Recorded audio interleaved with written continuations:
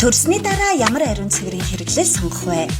Эмэгтэй хүн дөнгөж төрсний дараа бие мах бодид олон өөрчлөлт явагддаг. Үүний нэг нь өтрээний орчны тэнцвэр төр хугацаанд өөрчлөгдөж, сасд бүрхөвч илүү эмзэг болох явдал юм. Хэвийн үед өтрээний орчин pH 3.8-аас 4.5 буюу бага зэрэг хүчлэг байдаг бол төрсний дараах үед pH төр хугацаанд нэмэгдэх хандлагатай.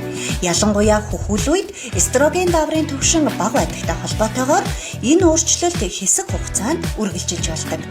Тиймээс төрсний дараа ариун цэврийн хэрэглэл сонгохдоо дараах зүйлсийг анхаараарай. Энгийн хэмжээнээс илүү урт, өргөн, өндөр шингээлттэй. Нэмэлт үнэртүүлэгч арсыг цочроох химийн найрлаггүй, зөөлөн агаар нэвтрүүлдэг материалтай. Чигийг хурдан шингээж, хуурай, тав тухтай байдлыг хангадаг.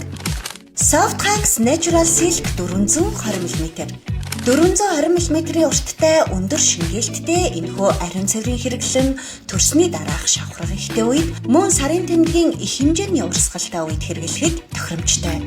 Мөн наалтан их биеэсээ салангад бүтцтэй тул шингэнийг 2 тийш урсгахаас сайтар хамгаалдаг.